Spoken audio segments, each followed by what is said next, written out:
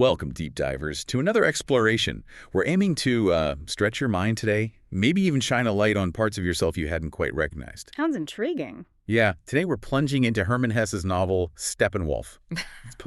Oh, it's iconic, isn't it? Absolutely, truly iconic. Our mission, like always, is to wade through all the sources, the critiques, the history, philosophy, and pull out those, key insights. Basically give you a shortcut to really grasping this profound book. Which can be quite challenging, let's be honest. Definitely challenging. But if you ever felt like an outsider, or maybe felt pulled in different directions inside, well, this deep dive is for you. It's about facing the messy truth of who we are. Okay, let's unpack this. And messy is a good word for it. Hesse himself, Nobel Prize winner, German-Swiss author.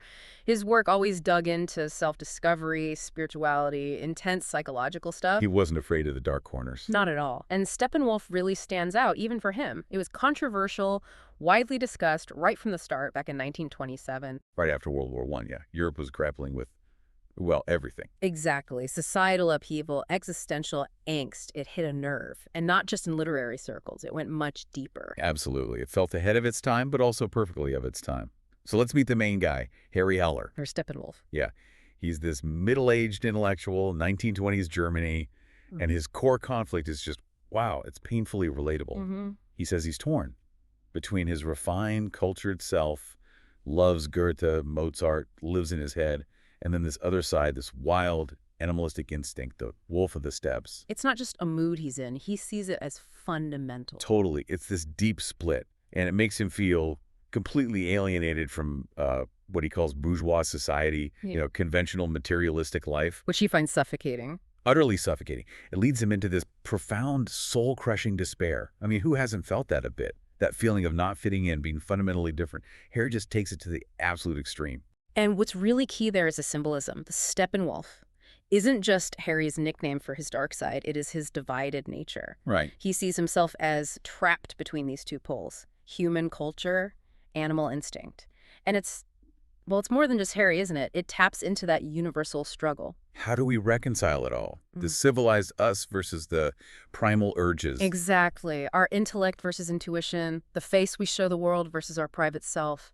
He thinks these two parts are just constantly at war, so contentment, impossible for him. And that despair is so thick you can almost taste it. It feels like the universe, or maybe his own mind, steps in right when he's at rock bottom. He's just about to give up. Yeah.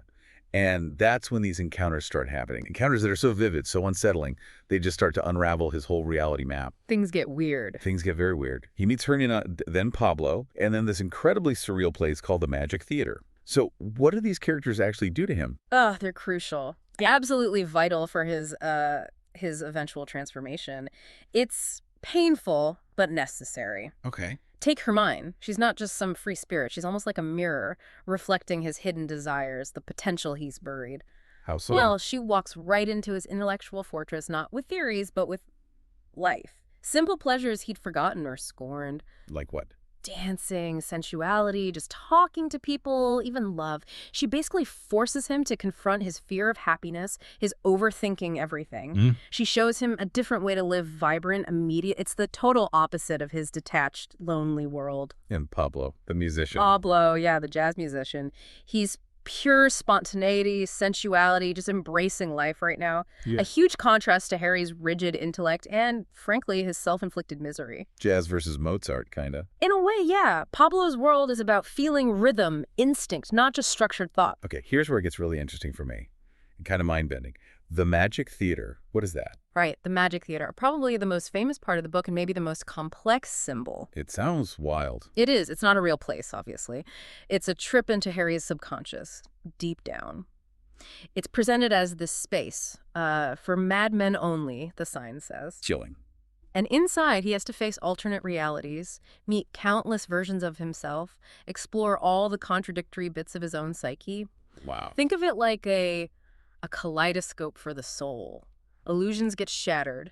He's challenged to look beyond simple, good devil, human animal, to accept that he's incredibly multiple. So it's not just two selves fighting anymore. Exactly. That's where the real deep dive into himself starts. All his repressed stuff, ignored potential, it all comes out to play. And yeah, it's startling, disorienting even. Okay, so pulling these threads together. Yeah. Harry's turmoil, Hermione, Pablo, this crazy magic theater. What are the big takeaways, the core themes Steppenwolf is hitting us with? Well, the big one, as we said, is that duality of human nature, that struggle between the rational and the primal. Right, the man versus wolf thing. But Hesse's point isn't just that they exist, it's that Harry's insistence on seeing only two sides is the problem. The novel hints the soul isn't a simple split, it's like 1,000 souls, a shifting mosaic. 1,000 souls. I like that. And tied to that, really relevant today, is alienation and modernity. Harry feeling like an outsider. That's timeless. Especially now, maybe. With social media, curated lives. Exactly. His alienation from bourgeois society feels very current. Maybe true belonging starts not with fitting in, but with radical self-acceptance. Even the messy parts. You mentioned music earlier, too. That feels huge in the book. Art and music are central symbols, aren't they? Not just background noise. Oh, absolutely not. It's a major metaphorical tool. You've got classical music, Mozart especially, symbolizing order, harmony, the refined culture Harry loves but also feels trapped by. The ideal. The ideal, yes. Then boom, jazz comes in via Pablo. Jazz represents spontaneity, sensuality, improvisation, even a kind of chaos, but maybe a creative chaos. Raw, immediate. Yeah, raw, immediate, vibrant. So these two musical styles are metaphors for life's own harmony and dissonance. Harry hates jazz at first, calls it vulgar. Predictably. Right. He prefers the order. But his journey is about realizing that real life, real art, needs both. Structure and improv. The plan and the unexpected riff. What really stands out to you about how music is used here? Yeah. It feels like Harry has to learn to, groove a little. Yeah. Appreciate the jazz of life, not just the Mozart. That's a great way to put it. He has to learn to improvise, feel the rhythm, not just analyze the score. But does that mean rejecting order completely? Or is it more subtle? Oh, definitely more nuanced. You've hit on something vital there. It's not about chucking Mozart out for jazz. It's about integrating them. Recognizing both have value, that the richness comes from how they play together. And all this ties into the main theme, self-discovery. Breaking down illusions. Exactly. Especially the illusion that he's just two warring selves. It's about learning to embrace the multiplicity of those 1,000 souls instead of trying to cram himself into one neat box. Painful process, though. Absolutely necessary, though. Learning to conduct the whole orchestra of himself, not just one section. And this isn't just psychology, right? There's some deep philosophical roots here, too. Hesse seems to be wrestling with some big questions. Oh, absolutely. You can really feel the influence of, say, Jungian psychology, especially the idea of confronting the shadow self. The shadow self. Explain that a bit. In Jung's thinking, the shadow isn't necessarily evil. It's the parts of our personality we don't acknowledge, the instinctual stuff we repress or deny. For Harry, the wolf is that shadow. It demands to be seen. And ignoring it just makes it stronger. That's Hesse's argument, yeah. Suppressing these parts makes them more potent, more destructive. The magic theater is basically Harry's personal stage for meeting his shadow. So it's about making peace with the uncomfortable bits, not banishing them. Precisely. And it also connects to broader existentialist questions, meaning freedom, individuality, all that stuff that became huge later in the century. Well, if life doesn't come with a pre-made meaning, how do we create it?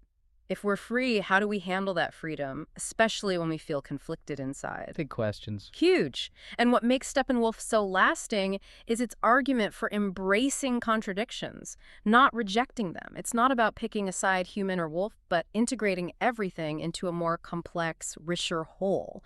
No easy answers, but maybe a path to being more authentic. So connecting this to the bigger picture. What's the takeaway for us today? What's the enduring message? If we connect this to the bigger picture, Steppenwolf's message is, I think, deeply relevant. It says humans aren't simple binaries. Good devil, intellect, instinct. No, we are composed of countless selves. 1,000 souls again. Exactly. An intricate, shifting tapestry. And Hesse's radical idea is that healing, freedom, it comes from accepting this complexity, finding harmony in the dissonance, not trying to force ourselves into some simpler, incomplete version of who we are. It's about acknowledging all those souls. And learning to conduct their symphony, yes. Its legacy is complicated too, isn't it? Controversial at first. Very. Maybe hit too close to home in post-war Germany, a society desperately seeking stability. But then it found its moment later on. Absolutely. Became iconic, especially for the 1960s counterculture.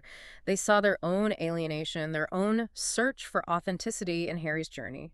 Which makes total sense why it still resonates. Anyone who feels alienated or divided inside. Yeah. It speaks to that timeless human thing, that search for peace when everything outside and inside feels chaotic. Yeah, it really does capture that. So to wrap it up, Steppenwolf isn't just a book. It's an intense, maybe uncomfortable, but ultimately liberating dive into our own complexity. It challenges that whole idea of a simple, unified self, pushes us to acknowledge, maybe even celebrate all the different facets that make us who we are. It really asks you to look inward, unflinchingly. And maybe with a bit more compassion for your own struggles. Yeah. This raises an important point, though. The novel really encourages us to look at our own countless selves and to start that journey towards acceptance. It's not about becoming one thing. Right. It's about understanding and integrating the whole symphony, finding a dynamic balance, not a static, fixed identity. So I'll leave you, our listeners, with this thought to chew on. We live in a world that often pushes for a single, consistent, maybe perfectly curated identity, right? Very much so. So how might accepting your own internal magic theater, with all its contradictions, the profound bits, the absurd bits, the hidden bits, how might that actually lead you to more freedom, deeper understanding, a more authentic kind of peace? What contradictions inside you are you ready to maybe invite onto your own stage? Thanks for diving deep with us.